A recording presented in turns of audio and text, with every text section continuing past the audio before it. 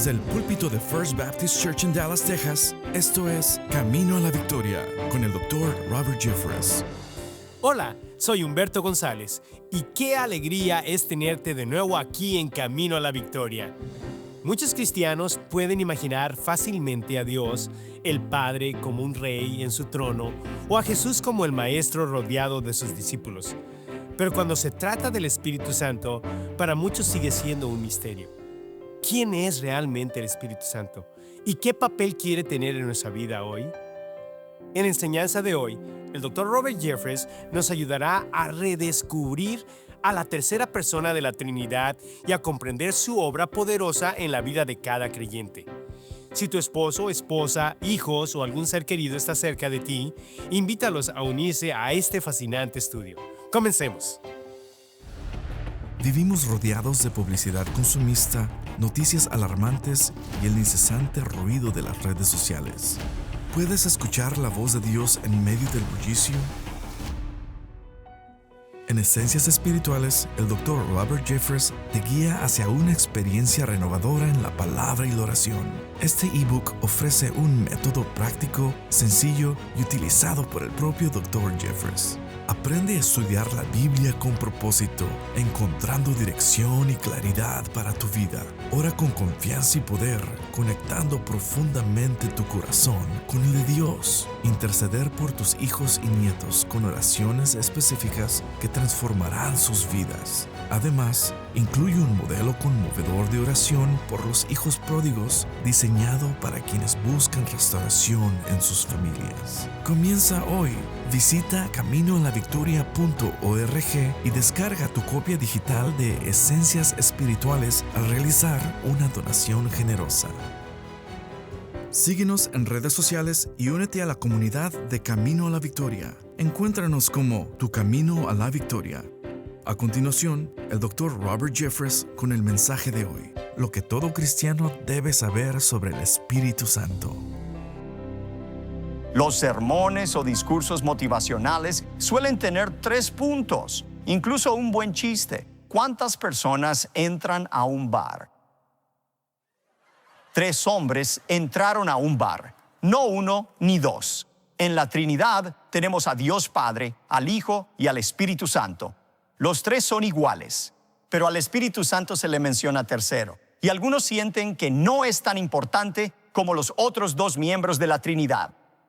Nada podría estar más lejos de la realidad. Hoy, al continuar nuestra serie sobre los 10 pilares fundamentales del cristianismo histórico, veremos ese cuarto pilar, lo que todo cristiano debe saber sobre el Espíritu Santo de Dios. Ahora, como dije antes, el Espíritu Santo es igual a Dios. Eso se ve en sus atributos o perfecciones. Tiene los mismos atributos o perfecciones que el Padre y el Hijo. El Espíritu Santo es eterno, es omnisciente, lo sabe todo, es omnipotente, todopoderoso. Él es Dios. Vemos la obra del Espíritu Santo en toda la Escritura. Lo vemos en el Antiguo Testamento. No estaba presente en Génesis 1:1. En el principio creó Dios los cielos y la tierra, pero lo hallamos en el siguiente versículo. Y el Espíritu de Dios se movía sobre la faz de las aguas. El Espíritu Santo fue fundamental en la creación. Fue fundamental en la creación del hombre, de ti y de mí también. En Job 33, versículo 4, recuerden que Eliú le habla a Job y dice: el Espíritu de Dios me hizo y el soplo del Omnipotente me dio vida. Es el Espíritu Santo de Dios quien nos da vida física y también espiritual. En todo el Antiguo Testamento vemos al Espíritu Santo obrando, dando poder para capacitar a ciertas personas para hacer ciertas cosas. Capacitó a Gedeón, a Otoniel y a Sansón, a todos para realizar obras poderosas para Dios. Lo vemos en la vida de David de una manera distinta. ¿Recuerdan cuando David pecó su pecado con Betsabé? En el Salmo 51:11 oró: no me eches de delante de ti y no quites de mí tu Santo Espíritu. Lo peor que David podía imaginar era que el Espíritu Santo le fuera quitado. Había visto lo que le había pasado a su predecesor, Saúl, porque en 1 de Samuel 16:14 dice: el Espíritu de Jehová se apartó de Saúl. David no quería experimentar ese mismo destino. Era inimaginable intentar vivir la vida sin el Espíritu Santo de Dios. Esta mañana tuve un buen presentimiento de eso. Me estaba preparando para venir a la iglesia. Nos preparábamos para venir a la iglesia y se cortó la luz en todo el vecindario. Ya saben, con un clima de más de 40 grados, perder la electricidad es casi lo peor que se puede imaginar. Nunca se sabe cuándo va a volver la luz. Te sientes impotente. Vagas perdido en la oscuridad. Déjenme decirles, lo único peor que perder la energía eléctrica es perder el poder espiritual. Que el Espíritu Santo te deje intentar vivir esta vida por tu cuenta. Es impensable que algo así sucediera. Pero eso es lo que David temía, perder al Espíritu Santo de Dios. Vemos al Espíritu Santo en el Antiguo Testamento al escribir las Escrituras. En Hechos 28, versículo 25, Pablo dijo: bien habló el Espíritu Santo por medio del profeta Isaías a nuestros padres. No eran sus propias palabras, sino la palabra de Dios inspirada por el Espíritu Santo.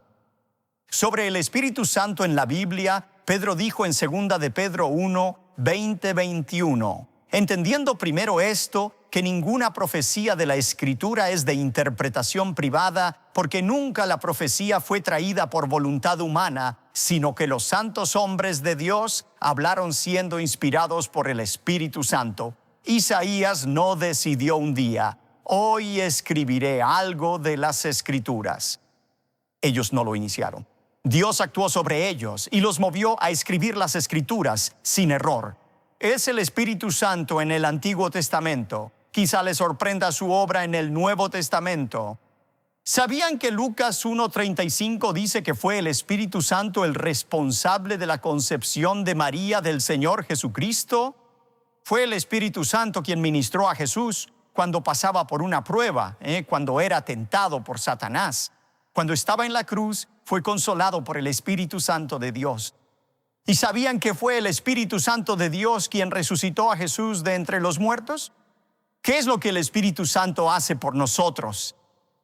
Quiero mencionarles 7 cosas maravillosas que el Espíritu Santo hace por cada cristiano. Ahora, puede que haya 20 cosas, pero estas son 7 que he elegido destacar de las Escrituras. En primer lugar, el Espíritu Santo habita en cada creyente de forma permanente. Nunca debemos preocuparnos de que el Espíritu pueda apartarse de nosotros algún día. ¿Por qué? Porque Él habita permanentemente en nosotros. ¿Cómo sucede eso? ¿Cómo llega el Espíritu Santo a ser parte de nosotros? Es a través de lo que llamamos el bautismo con el Espíritu Santo de Dios.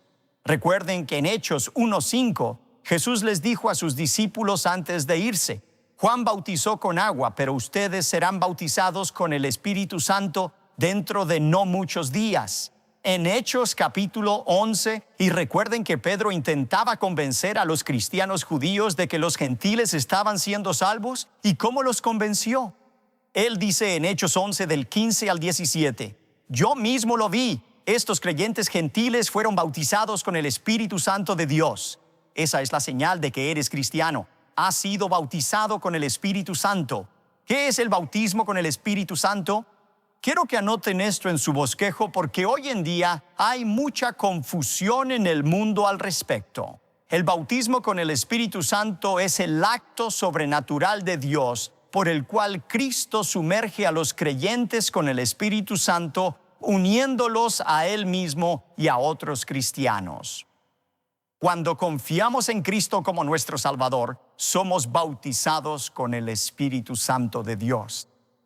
Si no somos bautizados por el Espíritu, y Jesús dijo que Él bautizaría. Marcos 1:8 dice que Juan el Bautista dijo: yo a la verdad os he bautizado con agua, pero Él os bautizará con Espíritu Santo. Es el acto divino que nos une a Jesucristo, cabeza del cuerpo, y a otros cristianos. Así formamos parte del cuerpo de Cristo. Y por cierto, el bautismo en agua es solo un símbolo del bautismo en el Espíritu que experimentamos. Esa palabra bautizo, bautizar, significa sumergir. Se refería a un trozo de tela que si querías cambiarle el color, lo mojabas, lo sumergías, lo empapabas en un recipiente con tinte púrpura. No lo rociabas. Lo sumergías de modo que al sacarlo no podías separar el tinte del trozo de tela. Eran todos uno solo. Ahora la Biblia dice que cuando confías en Jesucristo, eres bautizado, sumergido con el Espíritu Santo de Dios. Y fíjense quiénes son los destinatarios del bautismo con el Espíritu Santo. ¿Quién recibe el bautismo con el Espíritu Santo? Miren 1 Corintios 12:13. Porque por un solo Espíritu fuimos todos bautizados en un cuerpo, sean judíos o griegos, sean esclavos o libres, y a todos se nos dio a beber de un mismo Espíritu. Pablo dijo que todos fuimos bautizados con el Espíritu Santo de Dios. Cuando eres salvo, recibes no solo una parte del Espíritu, sino todo el Espíritu. Vean el bautismo con el Espíritu Santo. Pablo dice, porque por un solo Espíritu fuimos bautizados. No es algo que esperamos o anhelamos. Ya fuimos bautizados con el Espíritu. Desde Hechos capítulo 8 hasta el resto del Nuevo Testamento, el patrón es el mismo. En el momento en que alguien confió en Cristo como Salvador, fue inmediatamente bautizado con el Espíritu Santo de Dios. ¿Qué significa eso para nosotros? Permítanme ser muy práctico. Todos deseamos más poder en nuestras oraciones. Queremos más poder para decir no al pecado en nuestra vida. Buscamos más poder para tener paz cuando nuestro mundo se derrumba a nuestro alrededor. Ya tenemos ese poder. Ese poder es una persona, el Espíritu Santo de Dios.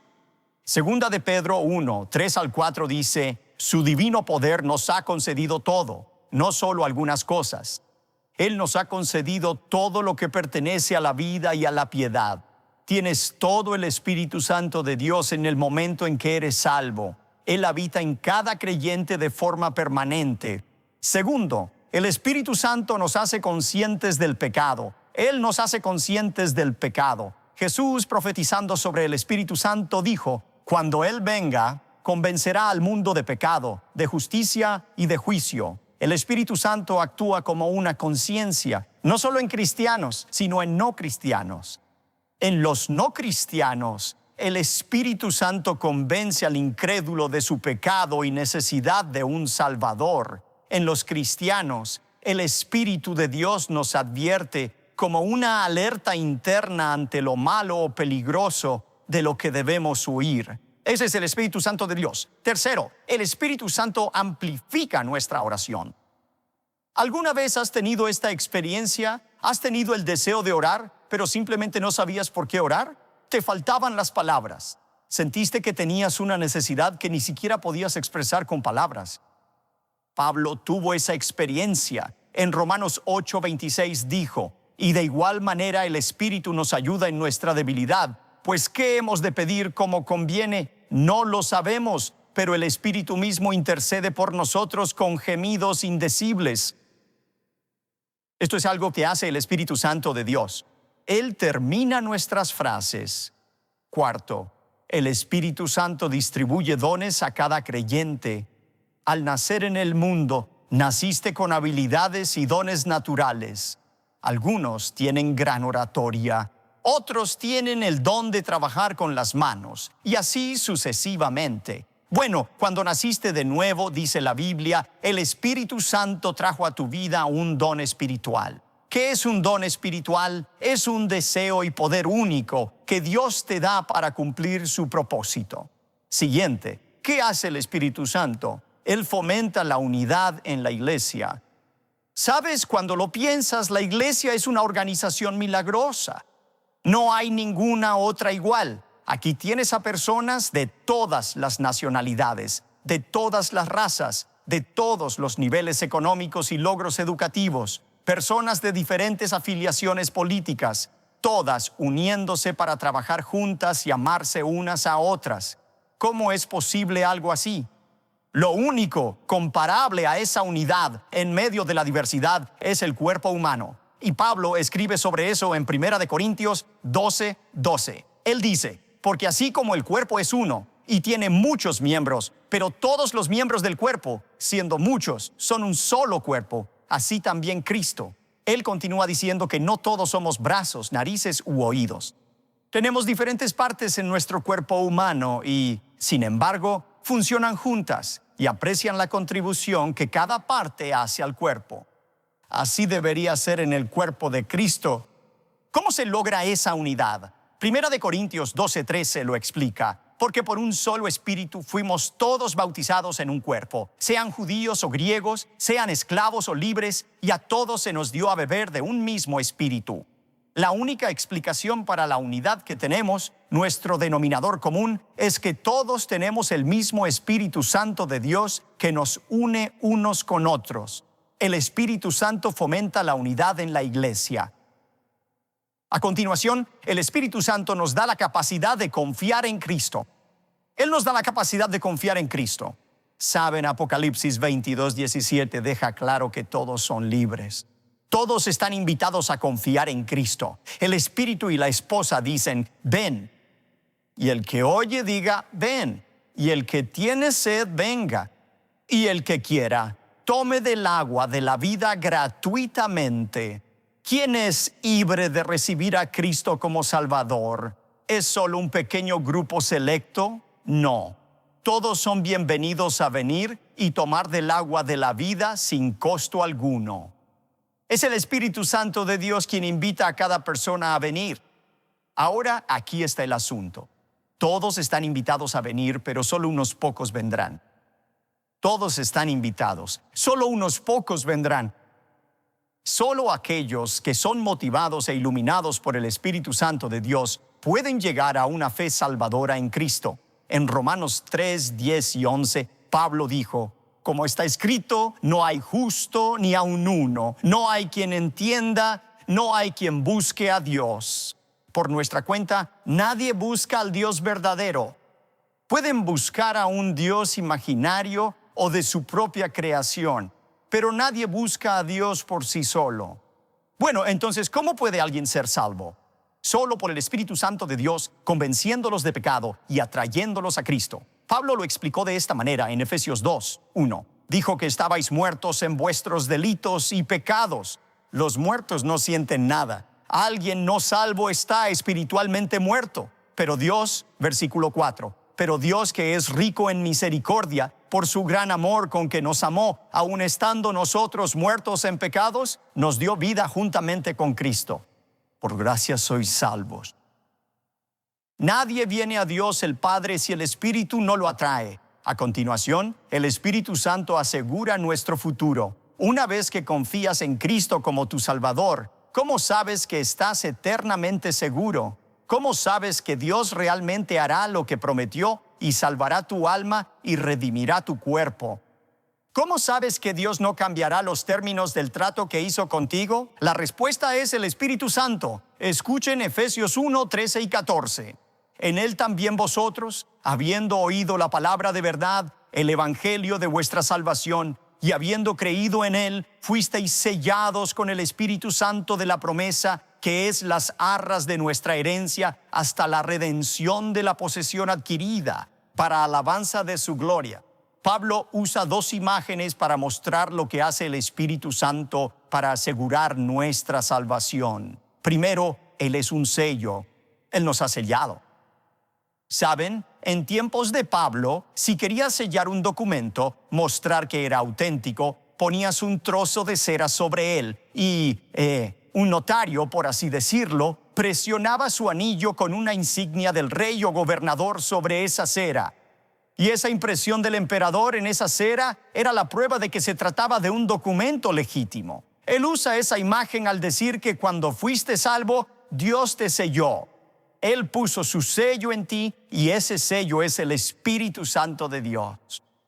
Él es el garante de la promesa de Dios, pero no solo es un sello, Él es la prenda de nuestra herencia. Esa palabra prenda podría significar arras o pago inicial. Ustedes entienden ese concepto de un pago inicial. Si buscas comprar una casa y firmas un contrato, se te pide que des un dinero de garantía para demostrar que hablas en serio sobre completar la transacción. Ahora, escúchenme. Cuando confías en Cristo como tu Salvador, Dios no te da el 1% de sí mismo ni el 10% de sí mismo. Él te da todo de sí mismo, el Espíritu Santo de Dios, Dios mismo. Y si Él ha derramado todo de sí mismo en ti, ¿crees que va a incumplir ese trato? Ni de broma. Él es la garantía de que Dios cumplirá su promesa de redimir tu cuerpo algún día y llevarte a estar con Él para siempre. ¿No es eso emocionante? Así es como sabes que eres salvo, has sido sellado, quieres como prenda al Espíritu Santo de Dios. Eso es lo que el Espíritu Santo hace por nosotros. Bueno, pastor, usted ha hablado de todas las cosas que el Espíritu Santo hace por nosotros, y si el Espíritu Santo habita en cada creyente, entonces, ¿por qué mantengo esta lucha por decir no al pecado? ¿Por qué me resulta difícil orar? ¿Por qué me resulta difícil romper esta adicción en mi vida si tengo al Espíritu Santo? Es porque no entendemos la diferencia entre el bautismo con el Espíritu y la llenura del Espíritu Santo de Dios. El hecho es que el bautismo con el Espíritu Santo es algo que todos recibimos. Es algo que Dios hace por nosotros una vez en el momento de nuestra salvación. Pero la llenura del Espíritu es algo que sucede continuamente en nuestra vida. Efesios 5:18 dice: no os embriaguéis con vino, en lo cual hay disolución, antes bien sed llenos del Espíritu. Ahora quiero que noten dos verdades sobre ser llenos del Espíritu Santo. En primer lugar, es un mandato, no una promesa. En ninguna parte de la Biblia se nos dice que seamos bautizados con el Espíritu. No hay ni un solo mandato de ser bautizados con el Espíritu. Eso es algo que Dios hace por nosotros. Pero hay 15 mandatos en la Biblia de ser llenos del Espíritu Santo. Esa palabra lleno en griego, pleroo, se refiere al viento que llena la vela de un barco y lo impulsa y le da dirección. Esa es la llenura del Espíritu Santo. Y se nos ordena ser llenos del Espíritu Santo de Dios. Segundo, ser llenos del Espíritu Santo es una experiencia continua, no una acción de una sola vez como el bautismo con el Espíritu. Pero hay conductos de energía que permitimos en nuestra vida que ponen al Espíritu Santo en acción para crear esa electricidad espiritual, por así decirlo. El conducto número 1 es la palabra de Dios, la Biblia. Dios dijo en Jeremías 23:29, ¿no es mi palabra como fuego, dice Jehová, y como martillo que quebranta la piedra? La palabra de Dios en nuestra vida pone al Espíritu Santo en acción. El segundo conducto es orar, es hablar con Dios. Lo ilustra bien Primera de Reyes 18, la historia de Elías, donde con solo 64 palabras el fuego de Dios cayó del cielo y consumió el sacrificio. Ese es el poder de la oración. El tercer conducto, vía fluvial que canaliza la energía y hace que el Espíritu Santo actúe, es la iglesia, el pueblo de Dios. En Hechos 2:42 encontramos estas palabras: y perseveraban en la doctrina de los apóstoles, en la comunión unos con otros, en el partimiento del pan y en las oraciones. Los siguientes versículos dicen: y sobrevino temor a toda persona, y el Señor añadía cada día a la iglesia los que habían de ser salvos.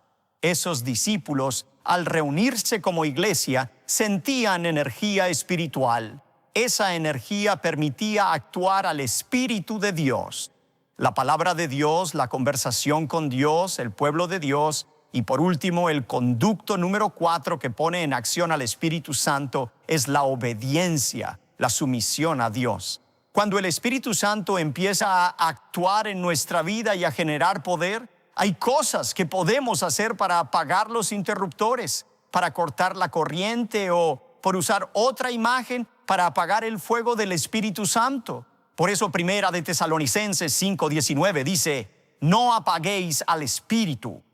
Cuando empiece a actuar, no extinga su poder con el pecado. Cosas como la inmoralidad, la preocupación, la amargura, todo eso apaga el Espíritu y detiene el fuego del Espíritu Santo. O hacemos cosas para abrir el Espíritu a que actúe en nuestra vida, o para cerrar la actuación del Espíritu en nuestra vida. Por eso Pablo dijo en Gálatas 5:25, si vivimos por el Espíritu, andemos también por el Espíritu.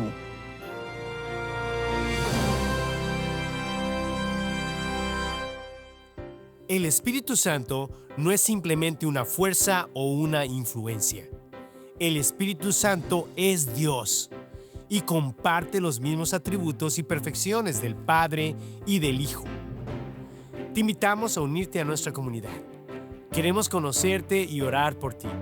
Puedes seguirnos en nuestras redes sociales como Tu Camino a la Victoria y compartir con nosotros tus preguntas, motivos de oración y tu testimonio sobre cómo este programa ha bendecido tu vida. Como Roberto, quien nos escribe lo siguiente: ¡qué gran enseñanza! Como cristiano me deja una excelente guía para mi vida y poder compartirla con mi familia y mis amigos. Gracias, Roberto. Así también queremos escuchar de ti. Mientras tanto, quédate aquí. En instantes volveremos con un adelanto de nuestro próximo encuentro. ¿Estás buscando amistades genuinas? ¿Un lugar donde tu identidad latina sea celebrada y puedas experimentar a Dios de una forma única? En First Dallas en español, somos una comunidad de personas como tú, unidas con un propósito: vivir la fe en familia.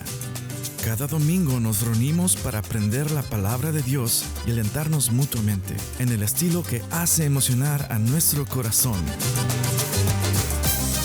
Me gusta adorar a Dios en mi idioma materno, que es el español. No importa el país que tú seas, siempre hay una esperanza y algo que nos va a unir, y es en Jesucristo y su palabra, su obra, su mensaje.